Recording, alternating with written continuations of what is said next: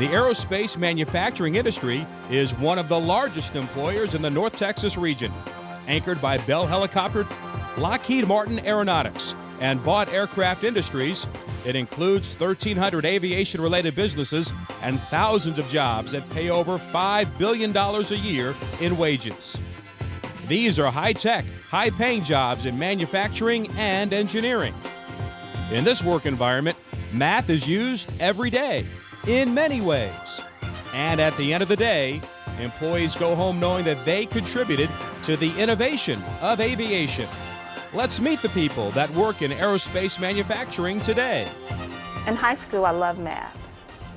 Because of that, I decided to pursue engineering. Therefore, I attended a four-year college, got a bachelor's in computer science. While I was in college, I did some interning to get hands-on experience as an engineer. After college, I started working as an engineer, went back to graduate school, have a master's in business and a master's in systems engineering. I'm third generation. My grandfather started out here. He worked 42 years, retired in 95. My father's been out here 20 years, and now I've been out here 6. Yeah, I work in advanced laminates. I lay up the wing spars for the V-22. I'm a material bonder A. I got my degree in aerospace engineering from Texas A&M University, and then I learned a lot of on-the-job training as well. And just being able to work on a product like a helicopter is just exciting in itself. I'm a test lab engineer out at Lockheed Martin. What we do is we run air loads on the F-16s. Basically, we simulate what maneuvers the F-16 is going to do while it's flying here on the ground. That way, when they're flying, we know exactly what to expect. Therefore, we can keep the pilots safe. The area that I work with is Gulfstream 450 wing box. I concentrate on the wing box area, assist the mechanics with tooling issues, and recently I was just promoted from being a mechanic on the floor, so I also aid them as far as any questions or concerns they may have as far as building the aircraft. I paid attention in my world history class. I took a foreign language, I took Spanish, as well as communications. Obviously, you're dealing with governments from different countries. You're dealing with cross-functional teams. So having some world history background or knowledge or having the communication skills is very, very important in my job. That's an important part of engineering that sometimes they don't stress enough in school, is to be able to talk to people. You really need everybody to, because if you don't get the response in time, it'll delay you with your project and everything else. So. I mean, you think engineers are just going to sit in their cubes all day, but that's not true. You've got to get out and talk to people. I've always been interested in solving puzzles and putting things together since I was a child. So my parents would bring things home and I was always the one who volunteered to put it together. Any high school student that's interested in engineering, I would definitely suggest they take as much math and science as they can, and preferably AP courses or advanced placement courses. There's a lot of people that have 30 years experience on this program, but they're really excited about some of the younger people that have coming in here because, like I said before, this is a program that has never been tried before, so they want fresh ideas. They don't want they want the ideas from the people that have been here a long time, but they want the young people coming in and saying, well, why don't we try this? There's young people here, we have a good time.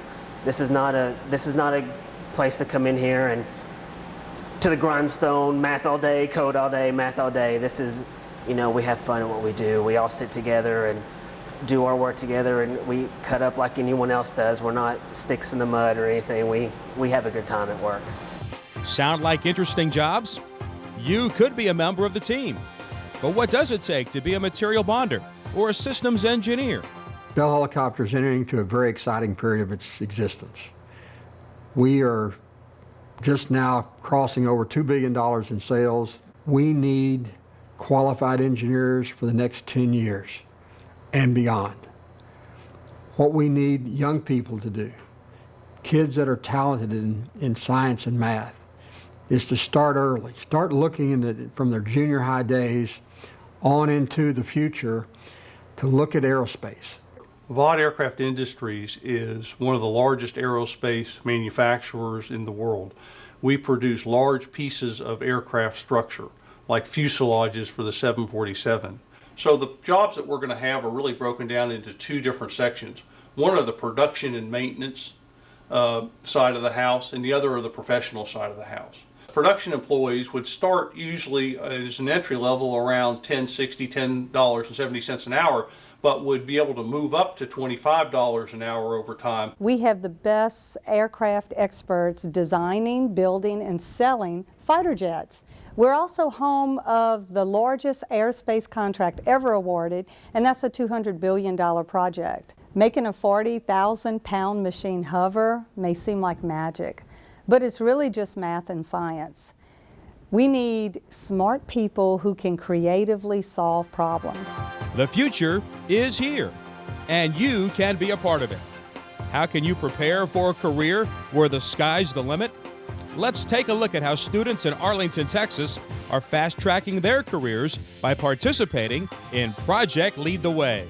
In Project Lead the Way, we learn a lot of different theories and formulas, and it helps you learn just like all the different things that engineering is applied in that you really don't realize in your everyday life. In Project Lead the Way, we take the math and science and actually plug it into real-life situations. We take the formulas that were given to us and apply it in direct science, meaning we actually will build a machine that will use a gear ratio and actually have that mechanical advantage, or for an airplane, we take those formulas that would provide a lift and a drag, and we find out how much lift and drag we have to see if an airplane can actually fly. For parents who want their kids to study math or science or study engineering, like I said before, it's such hands-on experience for the kids that they get to see how it applies in the real world, and also it gives them an idea of what to expect when they get into college.